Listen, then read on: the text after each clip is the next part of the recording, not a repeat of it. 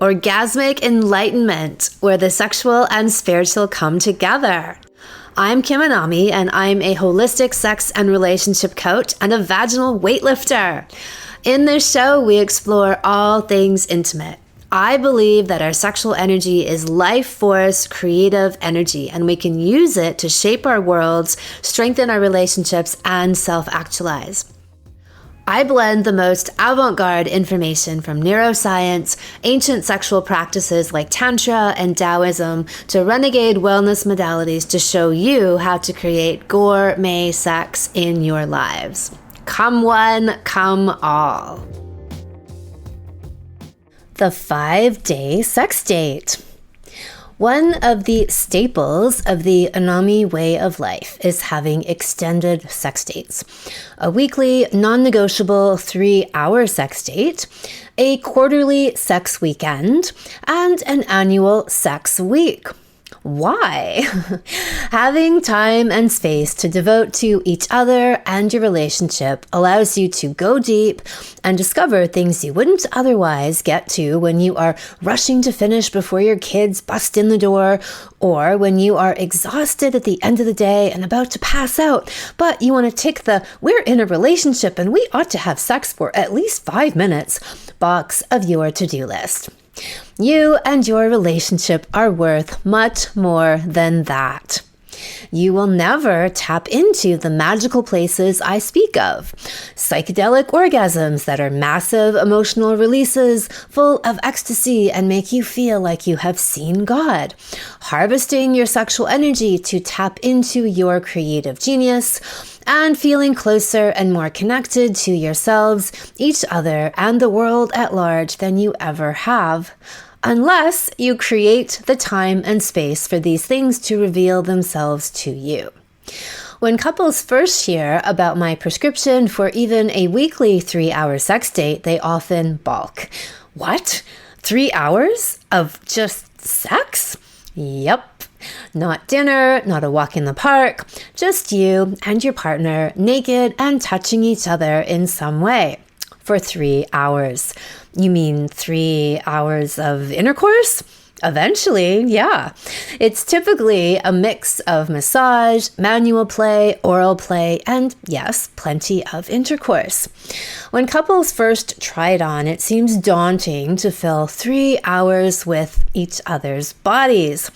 After they get into the swing of it, the 3 hours pass by in the blink of an eye. Because once they truly get that deep with each other, they harvest such a massive amount of quality, sexual life force energy that is psychedelic, rejuvenating, healing, transcendent, and life-changing that they don't know how they ever lived without it. And then they start planning their sex weekends. And then they graduate up to sex weeks.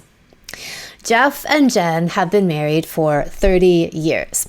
They found my work last year and have been on an Anami pilgrimage ever since. They have taken all of my salons over the past year. They also happen to be endurance athletes. So when they heard my philosophy of multi-hour and multi-day sex dates, it was game on. They have several hours-long sex dates a week. They've been doing quarterly epic sex weekends, and they recently went on a 5-day sex date to Tulum because the weekends just weren't long enough.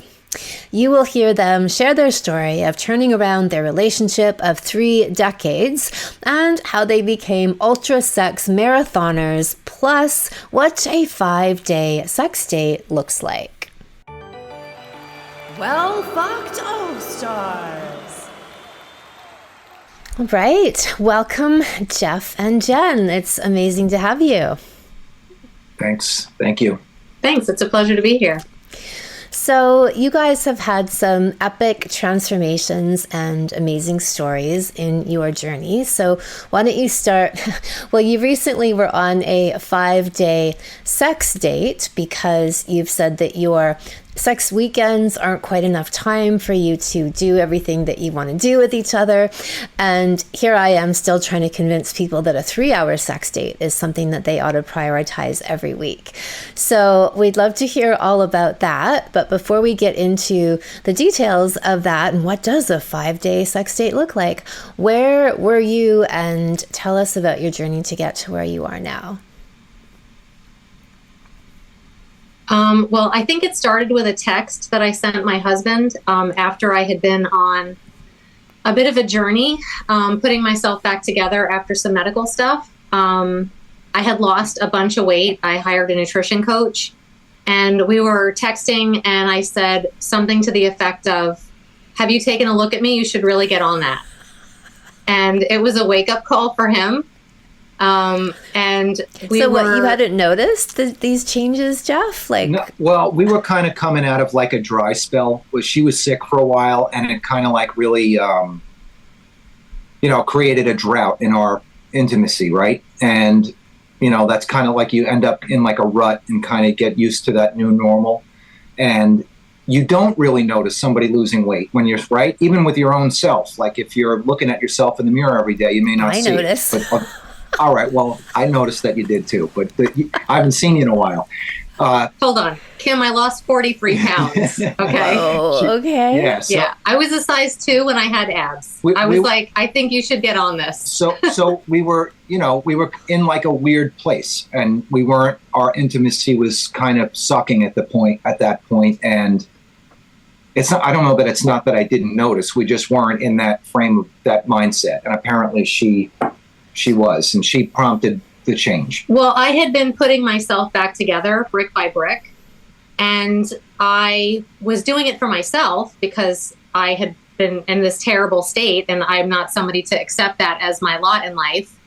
And I had gotten to the point where I had done so much work on myself that I really wanted him to notice. And I started saying things to him like, yeah, I did this for me, but I also did this for you because I want you to notice me. I want to be your dream girl. Like this is part of it.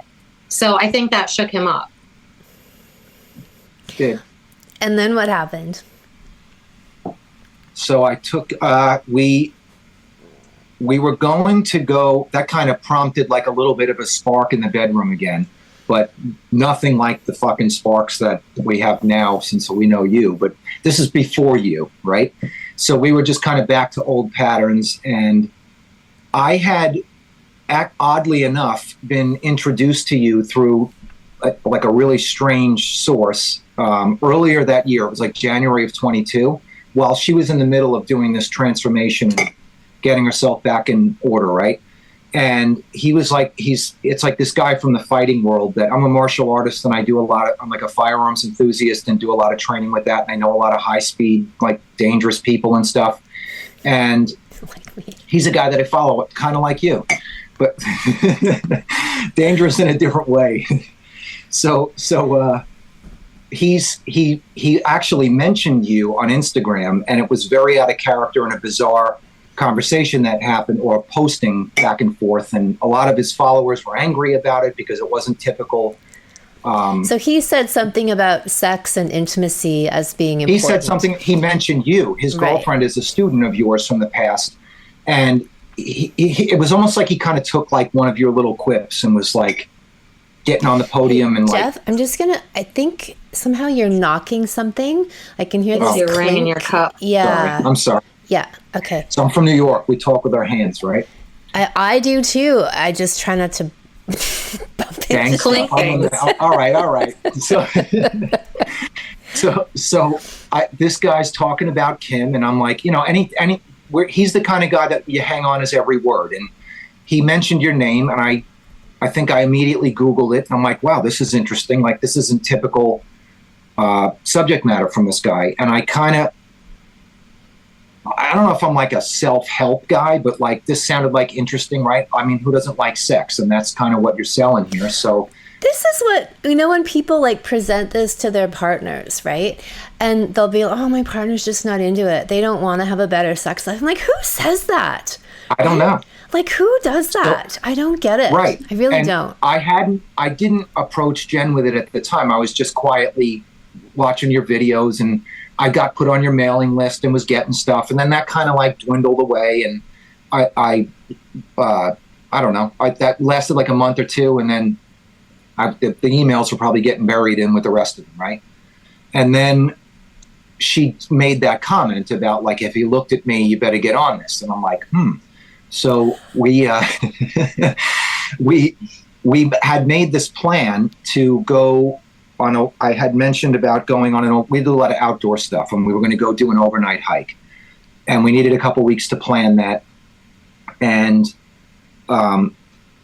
something came over me, and I was like, you know what? Why don't we just stay local and go like out to this spa that's out on the east end of Long Island where we live. That's kind of like this famous fancy place, right? And you can stay. There's a hotel there and all that. And we did that, and that was unknowingly like our first sex weekend.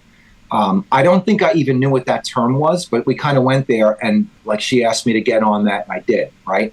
Like I got lingerie, like I had a nice dress for dinner, like it's a nice place, and we were going to have treatments at the spa, and we were going to eat out, and we had a nice room, like you could hear the ocean in the background. Like it was like a nice weekend. So it was actually on the car ride home that he mentioned you, and that was the first time he mentioned you to me, right on the end of this great weekend that we had, that we felt like connected. And so he sent me the podcast that you said, when one of you wants to grow. And he said, but don't take this like threatening or anything. Like, I'm not leaving. Like, don't like ignore that part. Like, just listen to what it says. And so I listened to it, and I was like, well, but yeah, it is like, if you don't want to grow, like your relationship you may not have one eventually.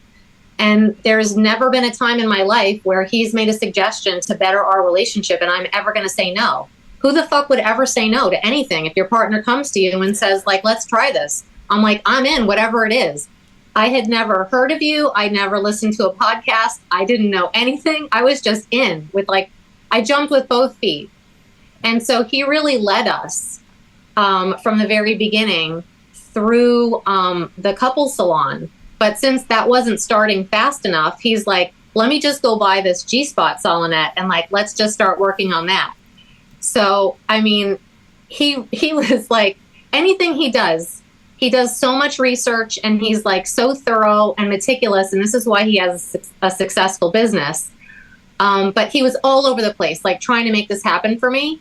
And just the fact that he was so intent and so driven to make this happen for me. To make the G-spot orgasm happen for you? Yeah. Okay. Like, yeah. To find pleasure sources in me that I had never been aware of. Even though we were doing everything wrong initially, and like we had no idea because you were just watching the videos, and he was bringing in all this other content from all over the interwebs. Eventually we started the Coming Together Salon, and then it was like, boom, then it was like game on, because we were doing the connecting dates and we were doing the homework, and we don't half-ass anything. We like throw our whole asses in. Because you guys also have really a history. doing the work. You're long distance marathoners, right? Like you have an ethos, or if that's right, like an ethos of like all in, push it to the limit. We love endurance. We've done like some soul searching shit in life, and like there's like a daredevil streak, and like we're kind of like high adrenaline type people. So this kind of feels like one of those things, you know. And in fact, I've done physical things way hard. Like I'm a mountain bike racer and she's a trail runner, right? So that kind of stuff, like kind of extreme sports. And we treat sex the same way, I guess. Like an extreme sport. The problem initially is when we were trying to figure things out, this could easily go on for 3 or 4 hours. And then I would be like, oh my God, I'm so sore. Like, because we're like ultra endurance athletes. But like my poor vagina was like not used to this kind of like workout. So sometimes I was like, I need a break. Like I need a day. Like I need something. So it was funny because we were really, really trying, and we were very goal oriented.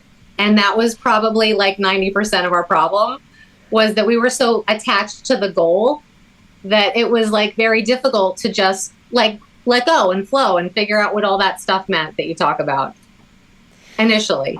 Right. But you did get there. So how did that like the goal, I mean, I love how devoted you were. I would like that to be a great example for all people. But you're saying that impeded a bit of just tuning in energetically. Like, what exactly does that mean? Well, I would say, like, we're so used to pushing, and we're so used to just like go, go, go. And like most of our relationship time together, and we've been together for 30 years, most of our energy has always been outward, like at the world, like the things that we're doing.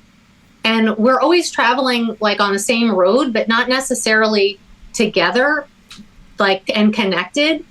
And so I would say, like, neither one of us are very like normally relaxed, like in that way, or introspective in that way. Like in other ways, yes, but like a lot of the language, a lot of the ideas, a lot of what you were saying was all very new to us. Like, some of your students have been doing this kind of work for years with different people, and they know, you know, different names, and they've read different books, and this was like 100% new to us.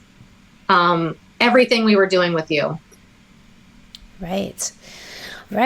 And so what would you say were some of the milestones along the way for you and breakthroughs in your journey sexually? So it sounds like that was part of it, was really like opening up to some, well, you really threw yourself into this process of these ideas and concepts and language that may have been very new, and I love that.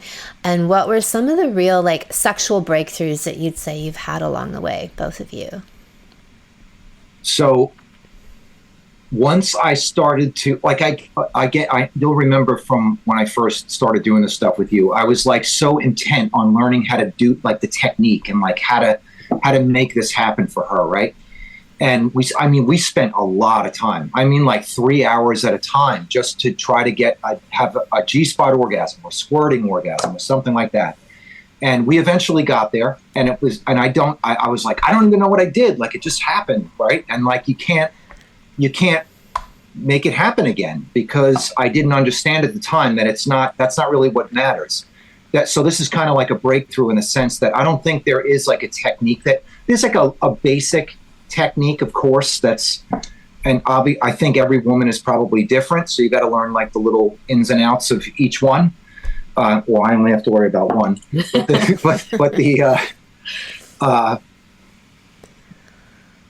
that's not important. You know what I mean? It's like if it's the connection, and when you're connected, this stuff kind of just shows up, and you don't really know what you're going to get. It's like a grab bag, and like they all seem to be unique. Like, I don't know if that makes sense. All so I would say the breakthrough. Orgasms, you mean? Yeah, like even though they're like G-spot or A-spot or cervical related, they're never the same. They're like, you get something different. This one was more intense, or this one felt weird in my arm, or, you know, I'm talking about her body, like I'm feeling it too. But right, and I talk a lot. So that's about, the breakthrough is that like I'm understanding that like it's not really the battle it's the war. You know what I mean? It's like, I don't know if that's a good analogy, but like it's the long-term thing. Like it's the work. Well, I talk a lot about how with the deeper vaginal orgasms, the internal orgasms for women, G-spot, cervical, ejaculatory, i.e. squirting, that the main ingredient, the key to getting there is surrender and letting go. And so that's why the couple needs to be really connected. The woman really needs to be able to let go of control and to open and be receptive. And that, I think, is the correlation between how different they are in each experience, is the degree of surrender and opening that happens, the quality of the connection that's there with the couple, the woman within herself. And so we can do all these things to set the stage for that, which I think is what you mean by the long-term investment of staying connected and doing this emotional clearing work and keeping the lines of communication open. All of those things contribute to what happens in the bedroom. So on my side of that, like discovery in our sexual relationship, very early on in the Coming Together salon, there was a call, and I had it's like I got hit by a brick wall of understanding the work that I had cut out in front of me. Like I thought like we were just going to have better sex. He thought that too. Like the reason we were doing this was because we were going to have better sex, and who doesn't want that? And you would say other things and we heard them, but like we didn't really know what that meant. And so all I knew was I was not feeling my feelings in any kind of real time. There was like a big delay and I'm initially numb and like in shock. Doesn't matter if it's a good thing or a bad thing. So I could go through a war and come out the other side and seem fine because I just didn't process any of it. I didn't allow myself to feel it. I just am like totally shut down. So that was a huge one. And surrender, I was like, oh my God, what does that mean? And then you would talk about polarity and I'm like, fuck, here we go. Because we're both alphas in our own universes. And so a big part of our relationship is us butting heads over like who's in control. And and so historically, like I was fighting for this power and I didn't necessarily feel like I could relinquish that control. And I think control is like a made up thing that isn't actually real, but it's this perceived safety. So when I started understanding like that I saw myself in terms of like, do I feel safe? Do I feel unsafe? Like, am I in protection or am I in openness? When I started approaching everything related to him in that way and finally realizing like, wow, okay, we've been together all this time. He is safe. I don't have to have my armor on. I have no idea how to take it off. And everything that I experienced, like as a Gen X woman, as someone that still was dealing with, you know, discrimination and all the things that women deal with, I had built up this armor and like he was paying the price for that, but like really he shouldn't have been. And at the same time, he, we're talking about a 30-year relationship. So he wasn't in his most divine masculine self. He spent the last 18 years figuring out like how to be a man because he was raising a boy. And so he did a lot of work on himself that I didn't even realize was happening, or I wasn't like seeing it as that work. And then when we started doing the work with you, I was like, oh my God, I'm like, he's completely like healed himself in this way. And like, he's a man and I can do this. Like I can surrender and I don't have to do everything. A man worthy of submission. That was the point where I probably should have said, have you taken a look at me? You should get on this. And I was totally on it. And so all of that like helped me open. And also I knew that like I needed some help dealing with past trauma to feel my feelings. Cause I knew what my issues were, but I didn't know like what to do about it. I had done talk therapy, put all my crap in nice boxes and like put it away. And it was time for me to take it out, look at it and like finally let it go. So really it's been like a year-long journey of healing and self-discovery for me too. And one of the other things that I think was huge for us was when we went through the blocks in one of the coming together homework assignments, we realized that we had a lot of the same ones about women, about sexuality, about him putting me on a pedestal. And now I was like unfuckable because like Madonna horror stuff. I was a woman of honor.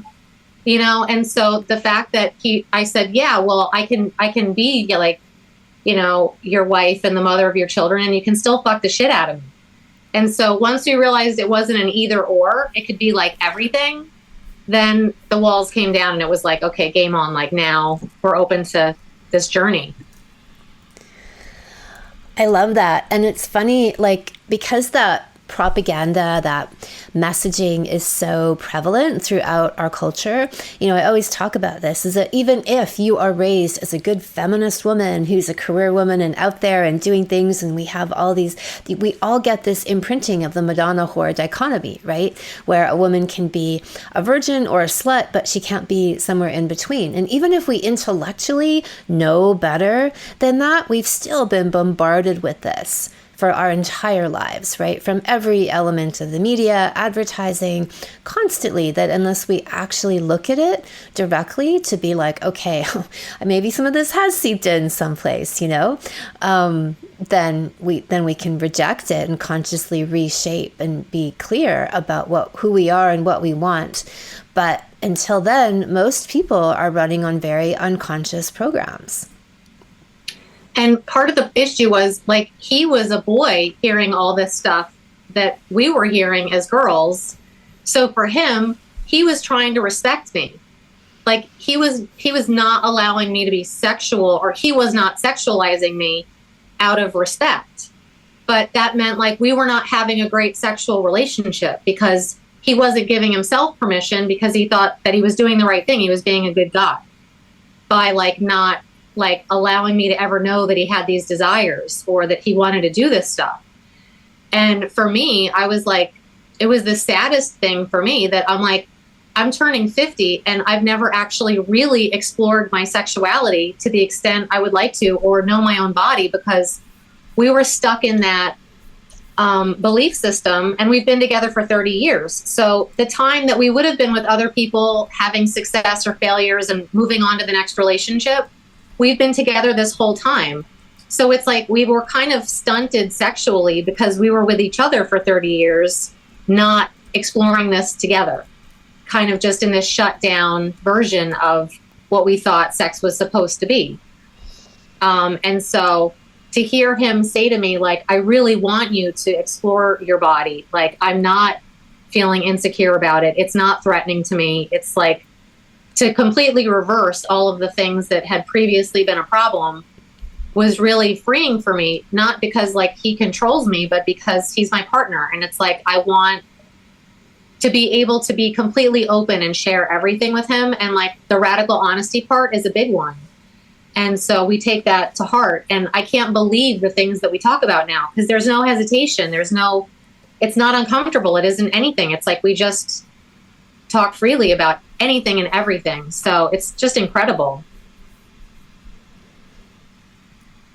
I love that. So tell me about how then you guys went from...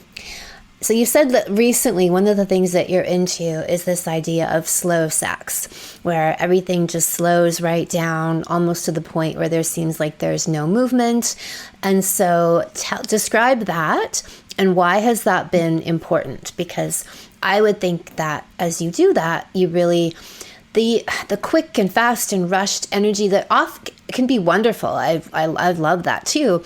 But I think for people, sometimes maybe that could mean that they're not present, that they can get lost in that. So tell us how that was revelatory for you, slowing things down.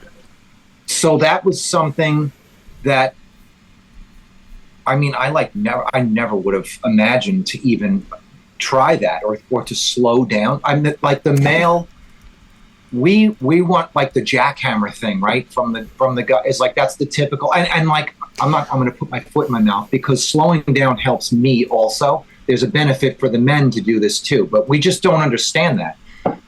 Most of the like self-pleasuring that goes on with, I think with women and men, it's like this, oh shit, I got 30 seconds without somebody, like I gotta bang this out now before someone opens the door. Like there's this mad rush to get done with whatever you're doing, right? And the only way to do that is to do it quick. So you get used to that mechanical thing that you do, right?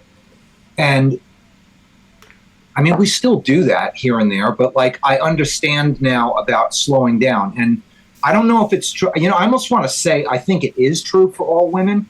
I belong to like some chat groups that are are connections through you, Kim, like men that have taken classes with you, and I'm part of a community of guys that like get together actually pretty regularly and have Zoom calls and share tips and successes and things. And just recently, another guy, like sometimes it just takes like another man explaining to you about technique to like some tips and stuff. I like helped another couple achieve a G-spot orgasm by telling him to slow down. And I think he was doing this manually with his hands. And I was like, I'm like, dude, I mean, slow down. Like you think this can't fucking possibly be the way to do this. I mean, like you can't even see your hand moving that slow. And it fucking worked. And she had her first G-spot orgasm. And that seems to work. We don't have to go that slow for Jen, but when I do slow down, weird things happen. Things go in different directions and energies happen and move throughout her body. And even if it's like penis and vagina sex, it's like super slow. Like, I don't think people would want to watch this porn movie if it's being filmed because it's like two turtles or something. Like, we're not really moving. You know what I mean? I'm like, kind of just like, it's almost like, and I told you this before, like, I can give her G-spot orgasm with my, like, orally, right? The trick to that is to put your tongue in a spot, and it's almost like flicking the bristles on a toothbrush one at a time. Like, that's the speed you're moving at, and that works for her. And I can't believe she can feel it, like that super slow movement, like that there's sensation from it. But there's like an audible, she's obviously feeling it because like she's making noise from it, right? Can I interject something? You can, Yeah, what's it like for you with the slow experience? I think some of this fast assumption is coming from porn. Because I think guys watch porn for pleasure and for technique, and they see hard and fast and a woman making all these noises, and then she squirts, and they're like, that's how you do this. And so in the beginning, he was like trying to go hard and fast with the G-spot. And with squirting, like with everything, it was like hard and fast for like hours. And like with vibrators, and it was so much overstimulation. It was like, I didn't know whether I was coming or going. I mean, there was a lot of pleasure there, but it was like a race car revving at 7,000 RPMs. And I was like, eventually this has got to go somewhere. Either I have to explode or like something, because I can't maintain this level of frequency. It's insane. So what we didn't realize until somehow we magically slowed down is that if he goes too fast, it's like it runs right over the pleasure. It's like too fast for my body to feel it. And so when you slow down, I actually feel all of it and I'm present. And for anyone who's had shitty fast food sex with somebody, and I'm not talking about you, and they're just like out for themselves. Women think like their cervix is a source of pain because some guy rammed it. Or like he was just going hard and fast, and you're bracing yourself and you're trying to angle your body to not have it hit because you're like, this isn't going to be good. And so when you do slow down and you are being conscious in what you're doing and you're connected with your partner, then you can open, and then you can flow, and then you can feel things, and then you can have orgasms that you didn't know you could have because you thought they were supposed to look like something else. So I'm not saying that I'll never have hard and fast kind of orgasms, but for us to be figuring this out and be on the journey that we've been on so far, it's like every time he slows down, I have way more feeling, whether it's with his cock or it's with his tongue or it's with his fingers or it's with anything else. That's when the crazy good stuff happens. It's like, just slow down. There was, when we were just in Tulum, and there was like we were out on the deck one of the many times we were out there on like this hanging Balinese bed, right? And we were having sex, and we got into this rhythm where she was having a G-spot orgasm with every single thrust. It was like a metronome kind of. So like, I know we've got it. Like if that's happening, we're like in the cycle, you know what I mean? And that's just by slowing down, like the whole, just the opposite of what you would think. And what, I don't know that that's to go fast is like the natural way men do this, but it's a learned behavior. It's just the way that we've done it in the past, and you don't know anything different. So it's like a reprogramming for me. And I don't know that we kind of stumbled upon that, like the slowing down thing. And like, eventually she's like, I think I'm having G-spot orgasms. I'm like, are you fucking kidding me? Like, like she must have been having them and we didn't know. Like I was just like, well, we were running over we were running over the pleasure by going too fast. It's like, I wasn't feeling anything because it was just too fast. And then we slowed down and I was like, I think we've stumbled upon something. And we did.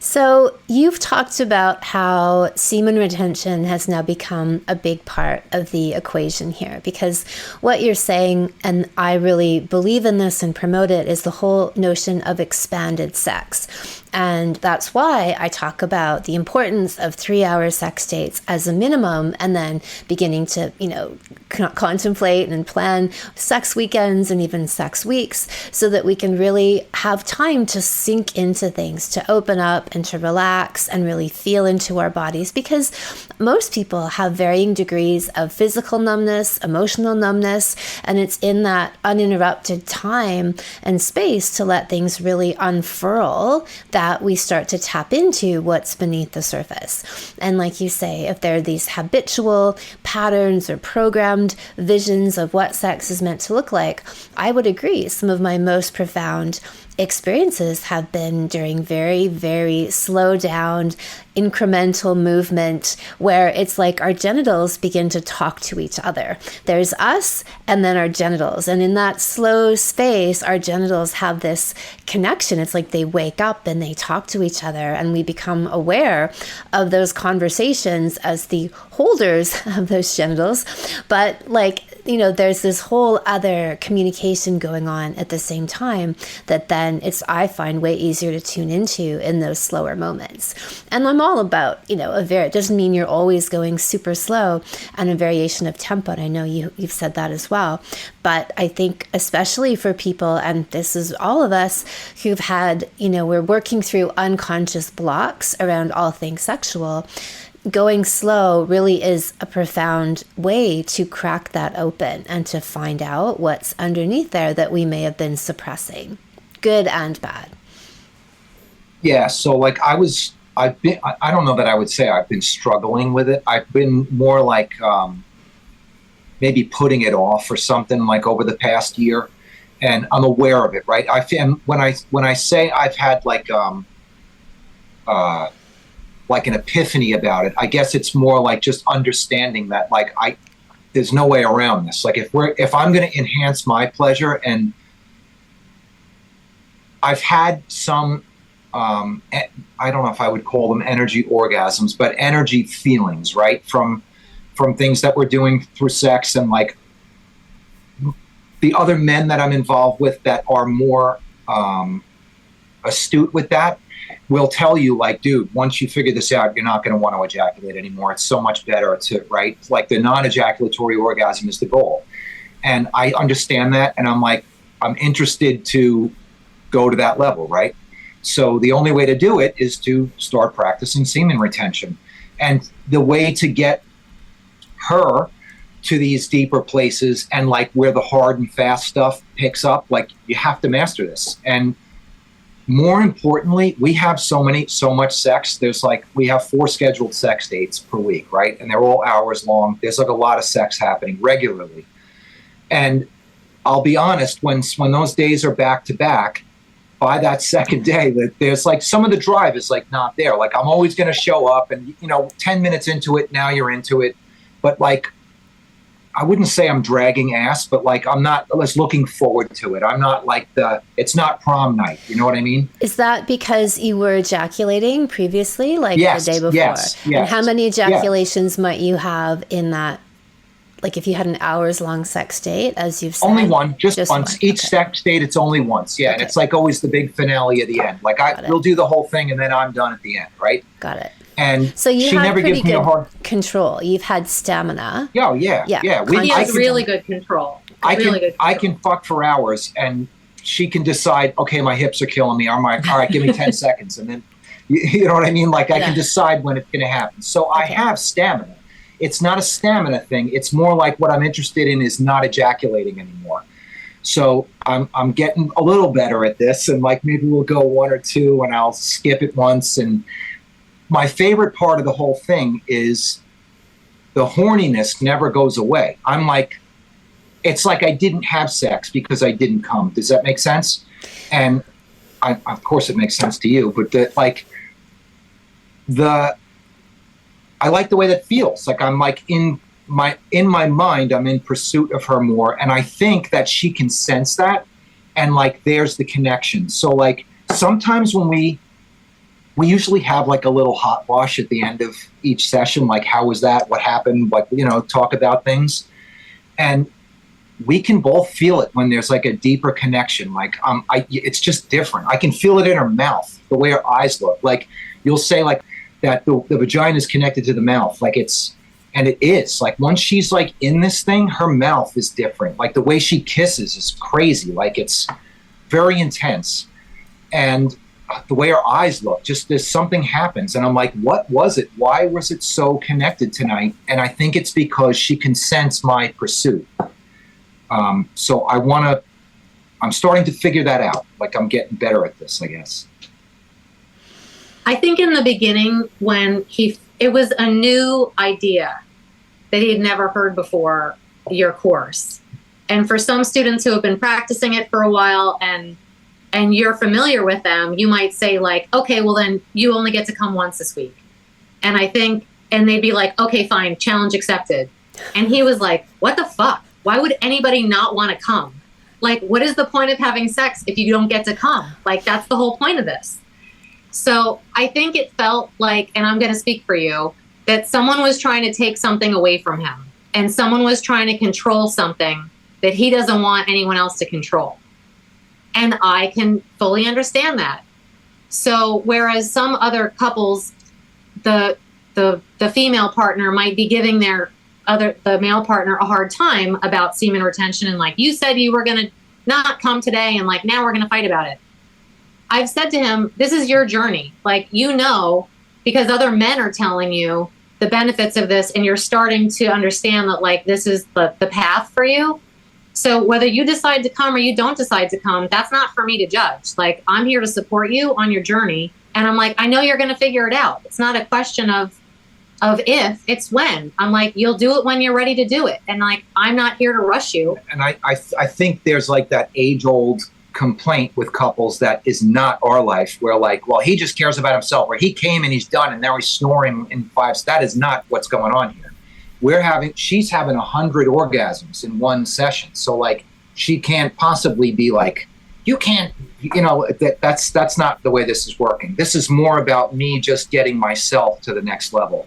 It's not hurting her by me coming at all. But it's also about him allowing me to give him something and to give him my love by him receiving what I have to offer him.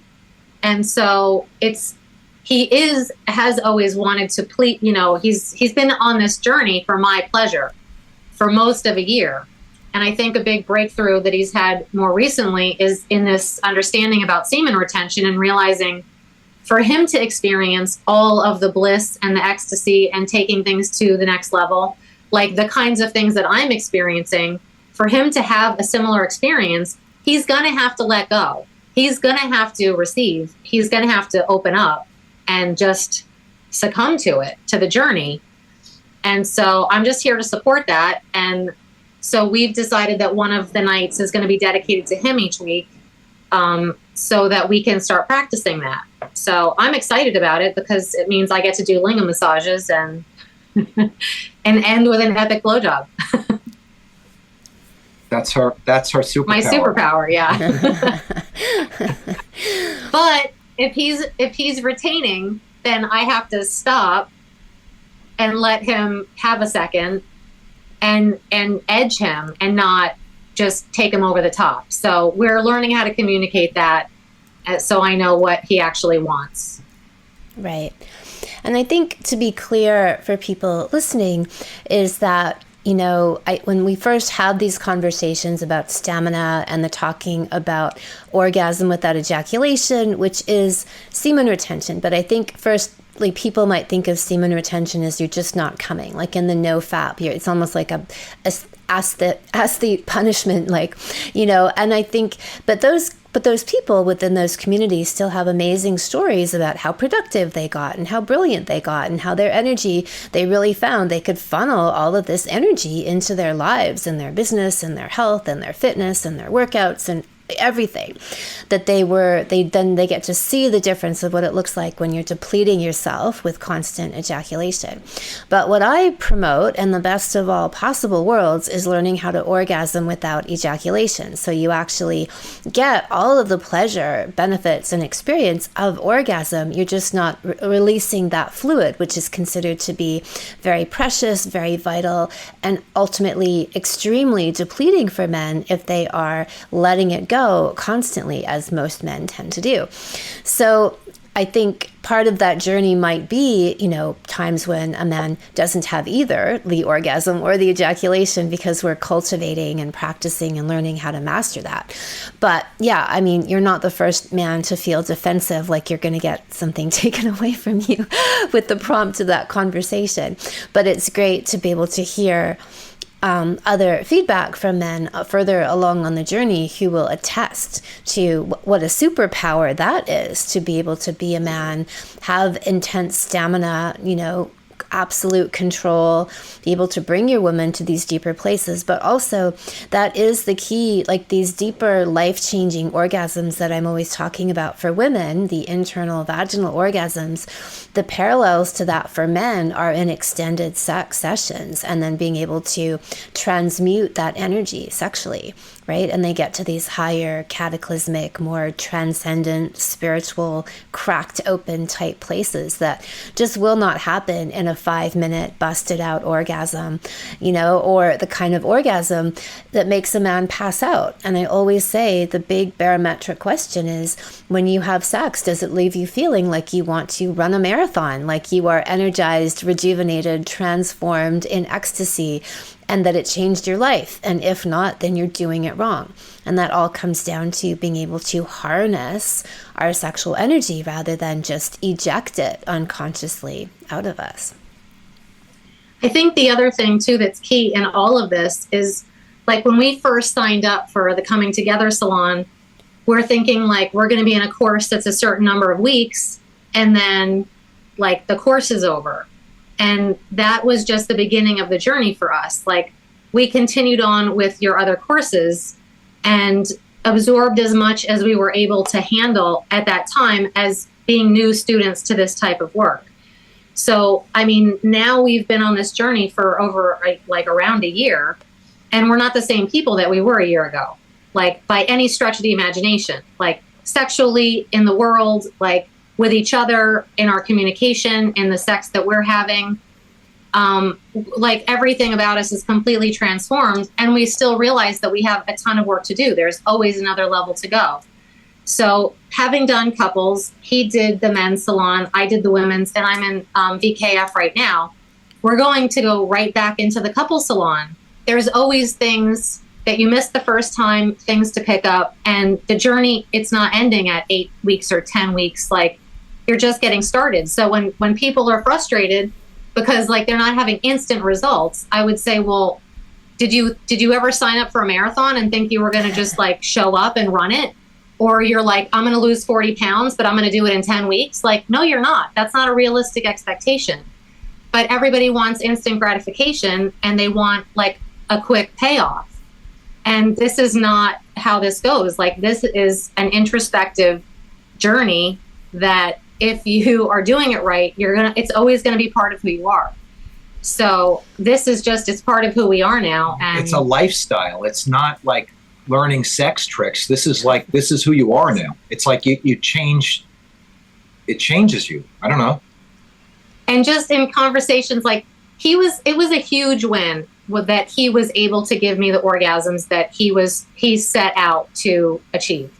He was the one that was looking at techniques. He was the one trying to figure it out. He spent a tremendous amount of time, energy, love, and devotion into my pleasure. So when he was able to finally check those boxes and be like, yes, like I fucking did this, like I own this shit. Yes, like that's amazing. And I couldn't be happier for it. But at the same time, we have so much sex, and this is such a normal part of our life now, that like that's the new normal. Like it isn't like, oh my God, we're having the crazy sex. It's like, yeah, we have crazy sex all the time. Like it's whatever we want it to be. Like, it's just, I don't know, we're in the promised land. That's what I like to say and now. don't let her think that this is just about me figuring out orgasms, because she's pretty adept at things too. And like I've told you in the past, like there's like prostate play and things like that going on. She's a fucking savage. she has things. I'm having amazing things happen too. Maybe not the energy thing the way I'd like it to be, but it's not just like, I don't know. I think I'm having like, I'm like in a small percentile of men that are having good sex with with a woman, I think. Yeah, you got to involve prostate in your bag of tricks. And the funny thing is, when we first started this work, like he was trying to, like once we finally got rid of the block about like the Madonna whore thing, he was trying to figure out like, okay, what are you actually into? And so I would try to tell him things, and I honestly didn't even really know so much, but we would take these little online quizzes to see like what's a yes, what's a hard no, like what you might be interested in if your partner is interested in it. And like, if you asked me if like I would do certain things when we first started, I would have been like, yeah, I'm not really into that. Or like maybe like if you wanted to. And it's like, once we get going, it's like, I'm all over it. It's like, there's no holds barred. Like if he's enjoying it, I'm into it. Like, and that's, as long as it's just the two of us, like we're in a closed relationship, there's nothing is off the table. Like we're not into pain. Like we know what the things are like, no, like you're not going to hurt me and I'm not going to hurt you. But other than that, it's like, yeah, I'm open to trying anything. Like, let's do this. So I think that's exciting for him. Yeah, I didn't realize that if your wife takes a pole dancing class, she actually becomes an ass eater from doing that. Like a lot of weird shit's going on.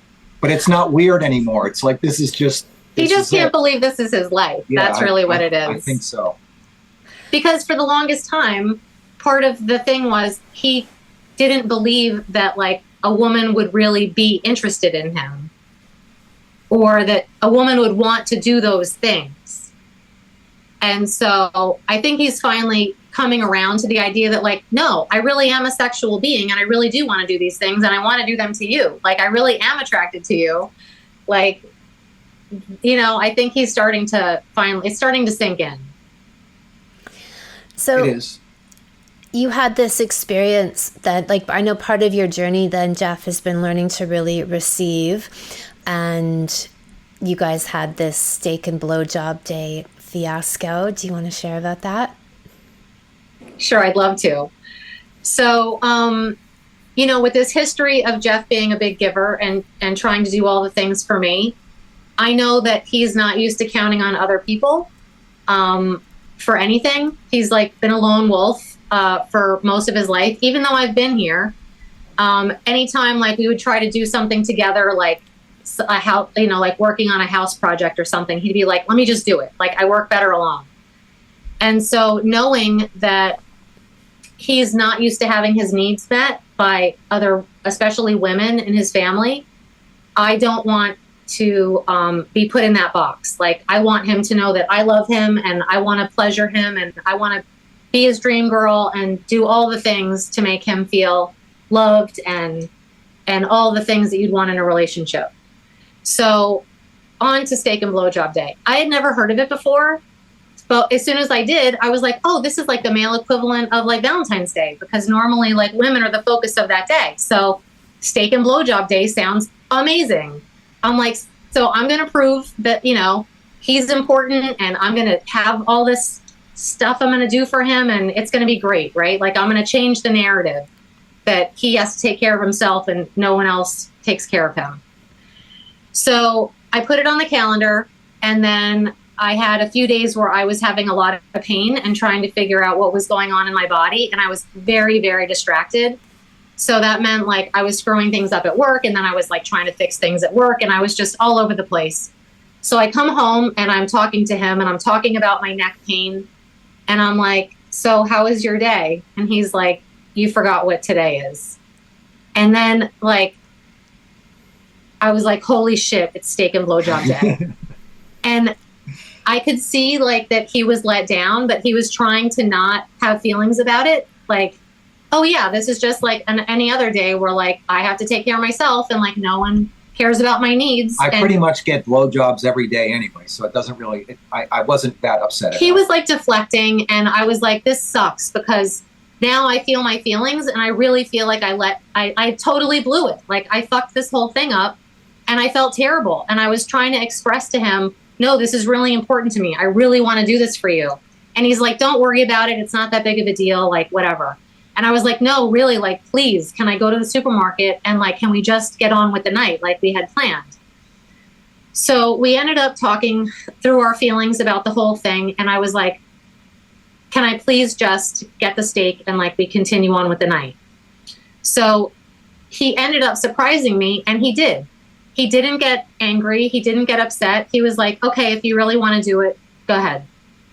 And in the past, in like before we were in Anami Land, that would have led to a big fight because his feelings would have been hurt. He would have lashed out. He would have said a lot of things that were like hurtful because he was angry.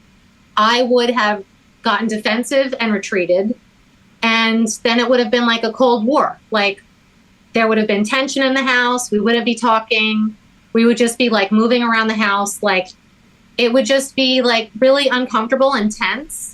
And I would be trying to stay away from him, and he would be feeling terrible. And then eventually we just kind of let it blow over, and then nothing ever really got fixed. Like that was the pattern in the past. And because we've been doing this work, and because our communication is so different, and because his defenses are down and my defenses are down, and we're being open with each other, I was able to express myself and how sorry I was. And he was able to accept that apology and realize she didn't do this to hurt me. She doesn't want to drop me. She doesn't want to leave me hanging. And so I was like, okay, like, I'm going to let you do this. And so it ended up being a great night. And I think the biggest surprise wasn't the blowjob, but it was that I cooked the steak right, because he's normally the cook in the house.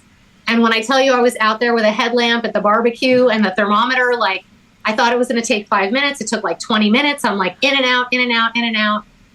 And I think at the end, he appreciated the fact that I did make the effort.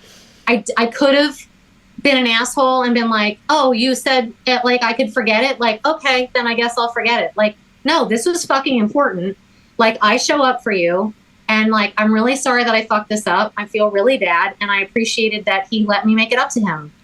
And the fact that he did that, it just opened me up even more to him, because it's such a drastic change from our old patterns and from like the defensiveness that he would have had. And in my own family, I'm used to like having to be perfect, and like I don't get to make mistakes. And like, so that's why I would get defensive and like, you know, and make excuses and just be stuck in my own pattern. And the fact that he let me not be perfect and it was okay.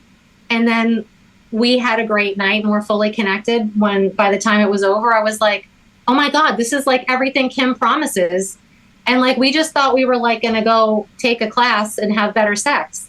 And like this transformation that you talk about that happens in relationships, it's absolutely happened for us. And that's just like one example. I like that example because I think it's funny that it happened on Steak and Blowjob Day. But anytime there's like, you know, any little thing where there's a disagreement or a lack of understanding, or you take something the wrong way, we're giving each other the benefit of the doubt, and we're like talking through it. And then it doesn't last nearly as long. Like it's over in an hour. It's not 3 days. And I'm so connected to him. I don't like when things are wrong. Like I need to talk about this. Like, you don't get to shut down. Like, we have to deal with this because I don't like this feeling and I don't want to feel disconnected from you. I don't want to separate from you.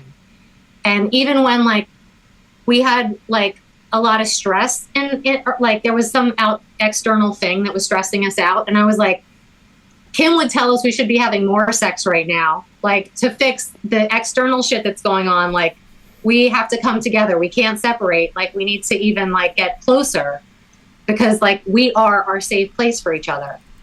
It definitely used to be like if there was an argument or something that I was the one that would come to her and like say I'm sorry, or like the one that like to extend the olive branch and try to make this, and now she does it. Like we both do it. Like we just don't want to be in that situation. It's like, but the fights are shorter.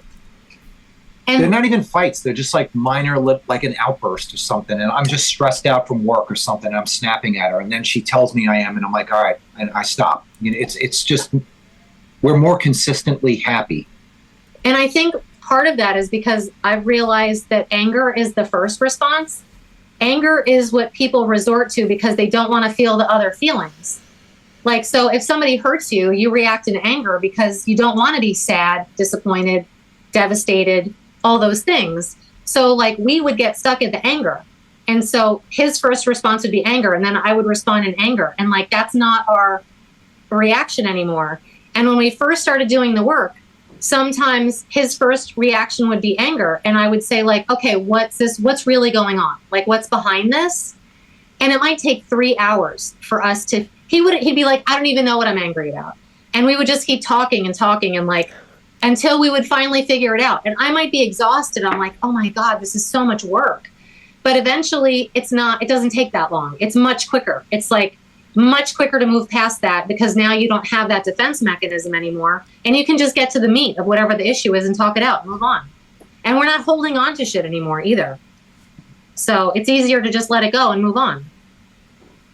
I love that. Sounds crazy, right? No, it sounds amazing. It's the whole like clean as you go policy, and it becomes a habit. Like you said, this whole thing is a lifestyle, right? Like the elevation of sex, making and prioritizing your connection and open communication with each other so that those things are constantly in flow, right? You're always hovering at what I call a sexual and emotional simmer, where you are, existing at a high level of connection all the time, and you can live there. And that's 30 years into your relationship, right? Because people buy into stories and narratives that it's not possible, humans aren't wired to do this, or whatever BS that they're trying to tell themselves to rationalize and really avoid intimacy and avoid vulnerability. So I would love to hear, so tell us about the anatomy of a 5-day sex date. So you recently went to Tulum and we're in this beautiful eco-chic luxe villa, barefoot luxury, my favorite experience and way of life. So tell us what 5 days of sex looks like. Well, first, I just have to say thank you for the recommendation because that was literally my dream. Like you were telling us in VKF to like make a vision board of what you want your life to look like. And honestly, I'm living my vision board. Like we like looked at the room and saw the property and like I was almost crying. I was like, this is the most beautiful place. And I just felt like so myself because that's 100% like everything that I'm into. That it was just like the perfect backdrop to just really relax and like spend time together. The more you looked around the space, you were like, oh my God, this entire place is designed for sex because the room itself is circular. And if you're not in the round bed with the sexy mosquito netting that you can move, the entire room is mirrored. And in addition to those mirrors is also this giant kind of organic tub for two with a swing and a rain shower. Do you not want us to say where the place was, Kim? I don't mind. Up to Okay, you. I'd like to plug not to plug them, just to explain it. It was the Seaville at Azalik was where we were, and like it's worth every penny. If you're looking to have sex, like serious sex, that's a good place to do it. So anyway, so after breakfast, we were in and around the tub, enjoying each other, and then we got too hot and ended up on the Balinese bed, which was amazing because it fits two people and it swings and has a bunch of pillows. And you've got the ocean crashing in the background and you've got the breeze blowing. We have quarterly sex weekends and they're like literally, they're already planned out. Like at least a month is. And then we have to dial it in as we get closer and figure out when we go, right? And it's been for over a year. We've gone quite a few, and they're great, and they're kind of like like we have a lot of sex already, but we know we're going there for that. So it's kind of like a retreat, I guess, right? And there's no distractions. It's like we can really, there's no itinerary. It's like other than just have sex. It's just a little bit like of a looser schedule, right? And they're usually, I don't pull any punches with this. Like I'm willing to spend money on these trips and like these really lavish rooms and exclusive places and crazy shit, right? So, but they're generally like 72 hours, and that's not, people are like, what is this guy talking about? 72 hours of sex? That's not enough. Like there's still travel involved, and there's dragging suitcases around, and it's, you know, it feels a little rushed. Well, like there was this one sex weekend that was in a penthouse. And so there were like multiple rooms, and like I had never had sex in every room somewhere. Like it's a fantasy I had when we bought our house, but like we weren't in that place to do that sexually. Like he would have been like, oh, this has to happen at 11 o'clock at night, like in our bed. Like, and I was like, have me on the kitchen table, like have me on the coffee table. Like we were just in two different places in our head. And so like that never happened. But I see this penthouse and I'm like, are you fucking kidding me right now? I'm like, oh no, like we're doing this everywhere.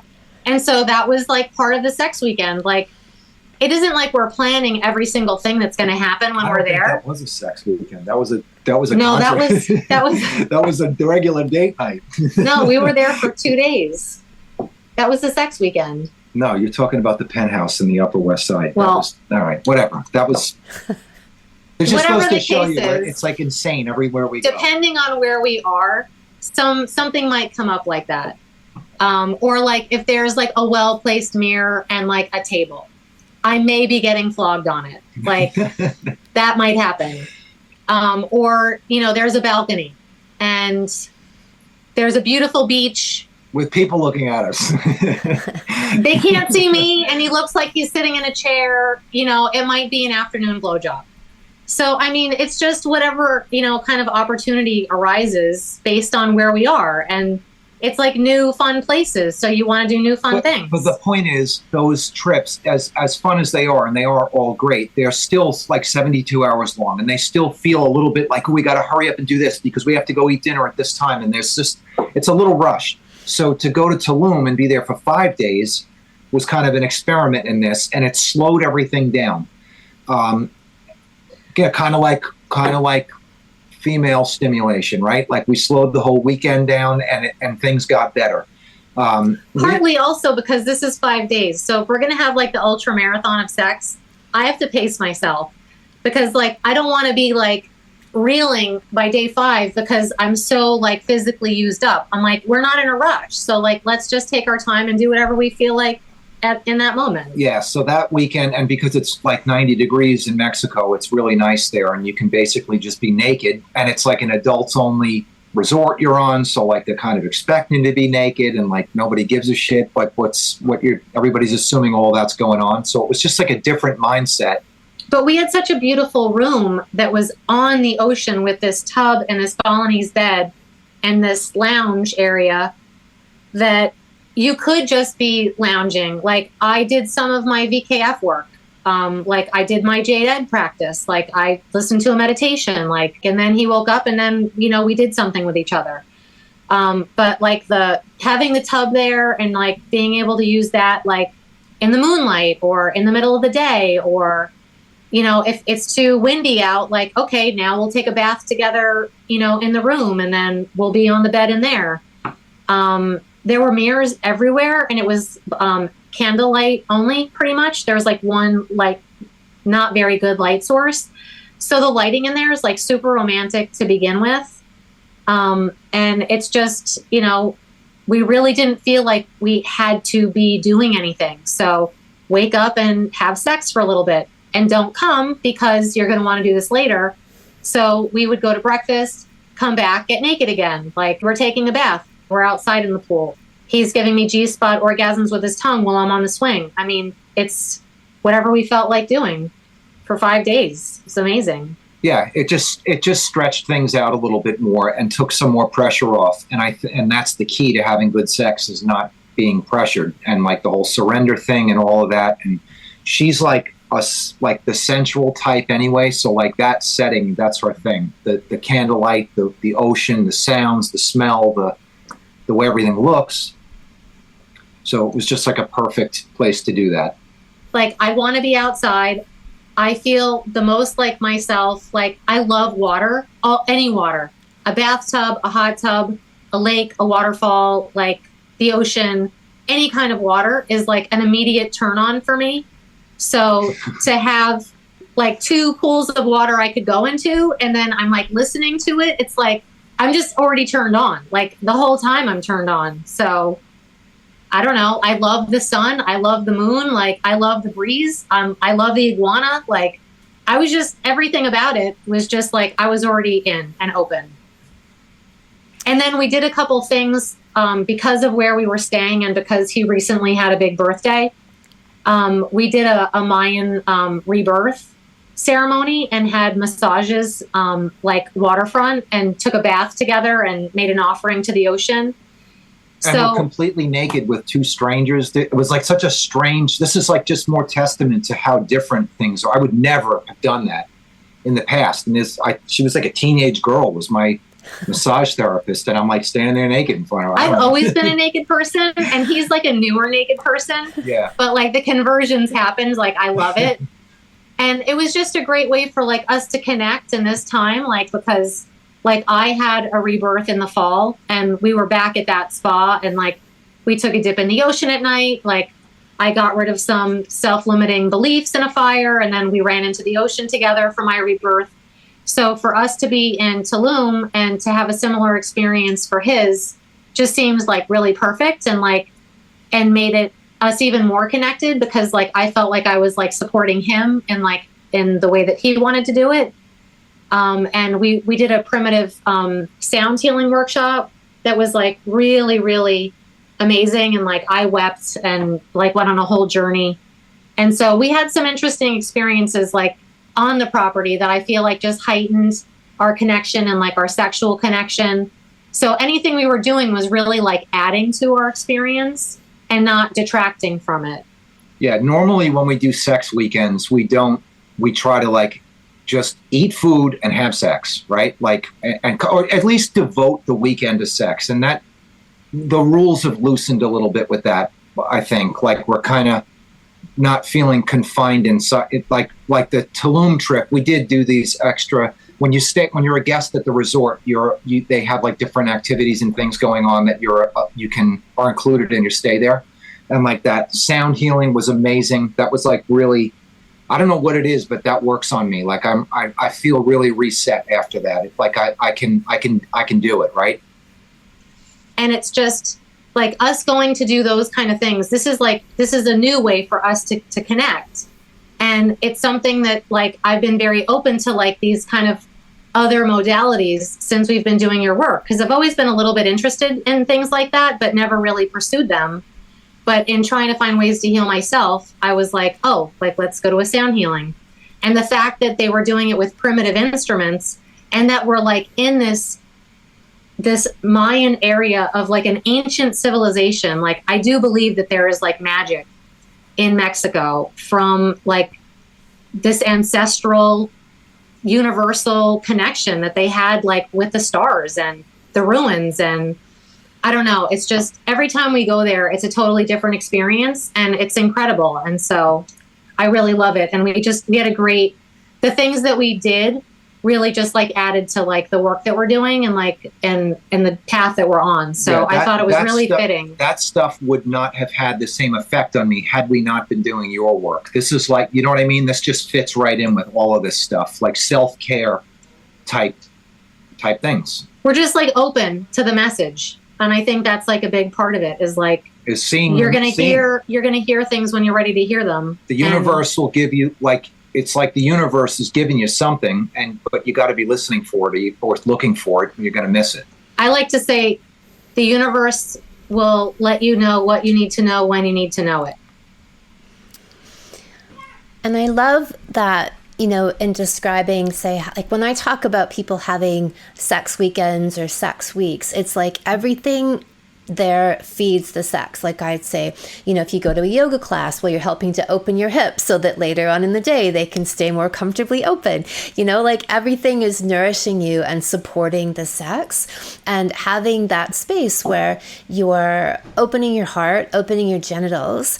And, you know, a big part, as you know, of the Anami work is doing this ongoing clearing of blockages. So these are like even this Madonna whore thing is a big example, right? Things that are impeding our natural and organic and orgasmic sexual flow is part of the ongoing work. You know, new blocks, like new little arguments that we might have, but long-standing blocks, traumas, belief systems, all of that is part of the process. And so I love that within this 5-day experience that was a part of the journey, is like taking part in these things that are helping to crack you open and release. And then you can go and have sex, and that cracks you open and makes you more receptive to some kind of healing experience. And then the healing experiences cracks your heart open even more, and you take that back into the bedroom. Like everything's feeding each other. Is this beautiful sexual rejuvenation garden that you've cultivated. Mm-hmm. Yeah, it was amazing. And the other thing too is like the fact that we've been together for 30 years, like so many times it's come up between us, like, God, if we'd only, like, what if we could have done this we could have done Kim's work 20 years ago. And I'm like, 20 years ago, if you were ready for it, I wasn't, because I was so stuck in this feminist, like, I have to be taken seriously. Like, I need to have a career. Like, I can't possibly be a stay-at-home mom. Like, that's not an option because we come from divorced parents. Like, I was so trapped in like all of that being young and trying to figure out my own life. Like, I couldn't have accepted the information then. And so now with the life experience that I've had and the journey that we've been on, like this rebirth that we've had, it's like, okay, we did things the way they told us to do it. We're no longer accepting the bullshit that like the world is trying to tell you that you have to live by. Like now we're actually going to have the relationship that we want, the way we want to have it. I have no fucks left to give for what anyone thinks of me or perceives me or has anything to say about my body or my nipples or what I'm doing with my time or any other fucking thing. Do you know what I'm saying? Like, and so I feel like we're at the same place at the same time. And now is when we can connect.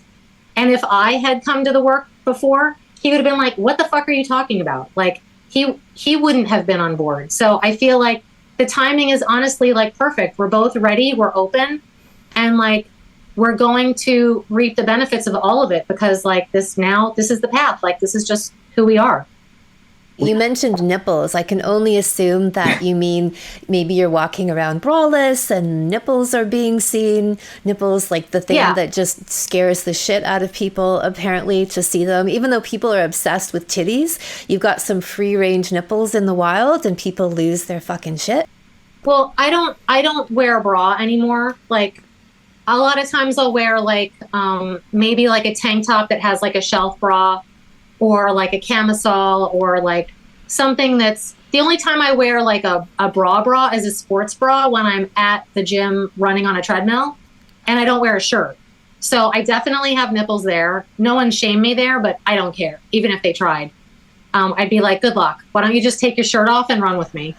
And, you know, we've been going on these like, you know, really elaborate date nights, and like, I'm really like exploring my sexuality and like allowing myself to be like a grown ass woman and present myself however I want. So we went to Las Vegas in November, and I happened to wear this black metallic kind of see-through shirt, like half shirt, with some very like tight faux leather pants and high heels.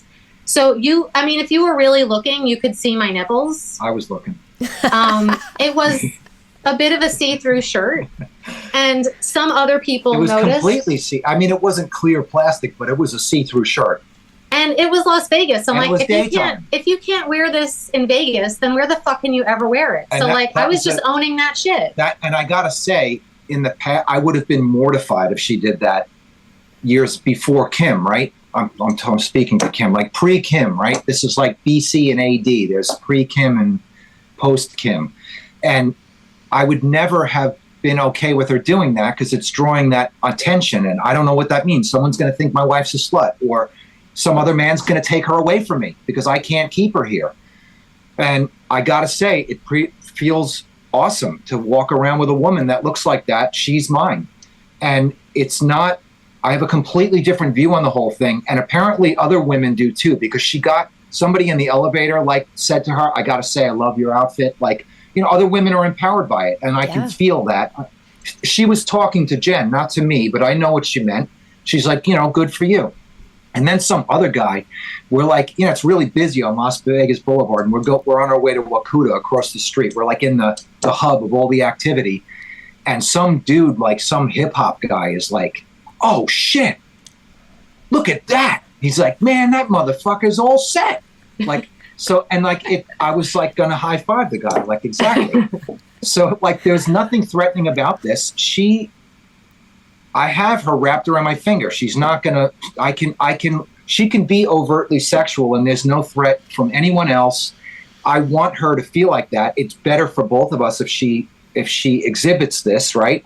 And like, yeah, I don't know. I think it's awesome. I mean, I don't think we should go to PTA meetings like that, but when the setting calls for it, yeah, she's the hottest woman in the room. We do a lot of like super sexy date night burlesque shows and things like that, and she turns heads, and the people that work there are even like, where'd you get that blouse, and what are those shoes, and oh my god. So we're just having fun with it. It's like super fun. We're having super fun like dates with each other, and we're getting dressed up for each other, and if other people notice, like, great, and if they don't, great, because I'm not really doing it for them. But it feels good to be able to feel like a sexual creature and to be turning his head and for him to be owning that. And I'm thrilled with that, because like, if he had said, I have her wrapped around my finger 20 years ago, I would have been like, what the fuck did you just say? Excuse me? Like, and that's not like, all of that's gone. Like, there is none of that. Yeah, it's like, even, like, good. I want you to feel like you have me wrapped around your finger, because like, yes, we're doing this together and you totally have me, all of me. This is for you. There was a movie, what was the name of that movie? They Live, where the guy had sunglasses. Oh yeah. Do you remember it in the 80s? I only know it because of all the memes that are out in the last few years about actually seeing reality and seeing illusion. When you put the sunglasses on, you can see who's a robot, and you can see all the subliminal messaging and billboards, like obey and stuff like that. And then when you take them off, everybody looks normal. So the problem is, like, we're like these sexually awakened people that are having an amazing relationship the way like a marriage is supposed to be, like what everybody actually wants but doesn't know how to do it. Well, we're doing it. We finally figured it out after 30 years. But for the people that are still asleep, it's like they're still walking around without the glasses, and we have the glasses. So like, we can see other people in their awakeness, and we can see who's asleep. And so like, we're not offended when people take offense to us because there's like a sexy Facebook profile picture, and then someone wants to fight with him on the internet, and they're like, oh my God, can you believe he's parading her around like that? And it's like, okay, like, have a nice day. Because we're just not bothered by it. Well, you also know that they have fukme, right? You know that they're simply underfucked, and this is them showing their underfuckedness, their symptoms of it. It's also going to bring other attention out of the woodwork too, that like in the past would have been a problem. We've been like propositioned by other couples. We're not swingers. This is a closed relationship. We may wear all this on our sleeves, but it's just for us, right? And that's okay. If people are into that kind of stuff, that's no problem, but we're not. And somebody sent me a message, like basically saying they want to fuck my wife. And I was like proud of it. I'm like, what, really? Wow. Like, that's like, okay. Well, I think the person wanted to fuck him too. Yeah, I think it was both of us. But like in the past, I would have reacted to that in anger. Like, you can't act like that. You shouldn't be wearing that because look what happens. Other men are saying things, and right. And like now, I'm like, I don't know. I feel like Fabio on like the cover of a romance novel or something. In the past, he would have felt threatened by it, and now it's just like, it's a compliment. Like, thank you, but no thank you. Yeah, I'm like, you're not going to be able to do to her what I can, man. Like it's still. I'm not even going there. It's not like a male against male thing. It's just like, it's like a feather in my cap that like someone's noticing our sexuality, and that's nice. Like, that's not something you should be threatened by. I think this is a really interesting theme because as people begin to emerge into their sexual selves, or even think about emerging into their sexual selves and openly expressing who they are, that the idea of what are people going to think? How are we going to be judged? And even as you've talked about, like the safety issue, okay, so if everyone sees how hot and fuckable my wife is that going to be a threat? Like, is she going to leave me, or vice versa, right?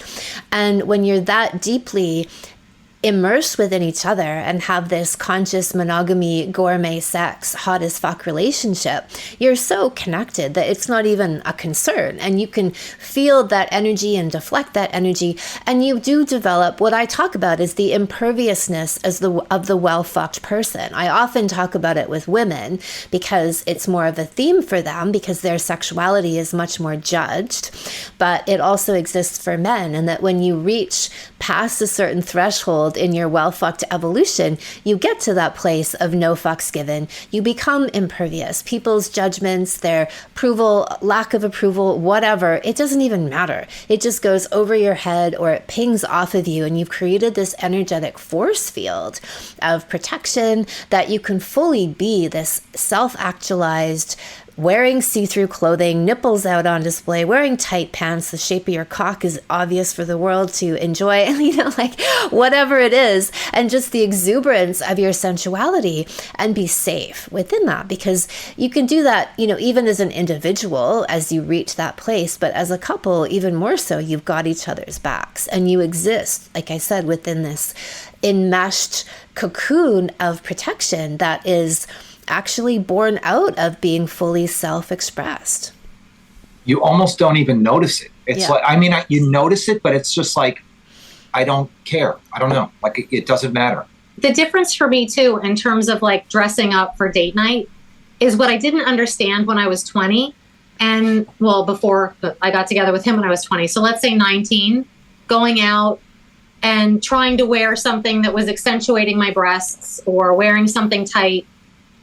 Usually I was in a situation that was not safe. Like, I was going someplace that was not safe. I was harassed by men, usually much older than me. So for me to dress like that felt unsafe. For me to be sexual felt unsafe because the world was telling me that. My father was telling me that. The difference now is I have the experience of a 50-year-old woman. So it is safe for me to dress like that when I'm out on the town with my husband. Would I decide to wear that shirt on my own and traipse around Manhattan? Probably not. Because I'm not looking for that external attention from other men. I'm looking for that attention from my man in his presence. And so I feel like just the lack of experience as a woman kind of like screwed up my whole understanding of that, of how I was presenting myself and the situations that I would get in, and like how different it is now knowing what I know. So I'm kind of trying to create a different narrative for my own daughter because she's 16. And so while I'm not repressing her from expressing herself and what she looks like, I'm also trying to talk to her about being safe. So she isn't doing it behind my back. It's like I'm trying to help tell her and give her tools so she doesn't have to worry. But she doesn't feel like she has to shut that down. So. Yeah. Well, we've covered a lot of ground here today. Is there anything we haven't touched on that you think would be important to add?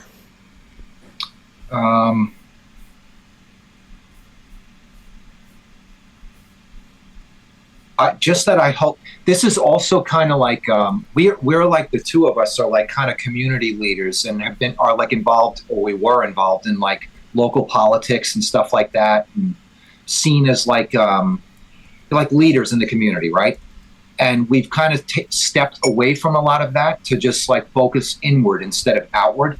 But you never really lose that leadership thing, and we're want to help other couples with this, you know what I mean? And what am I trying to say? Just that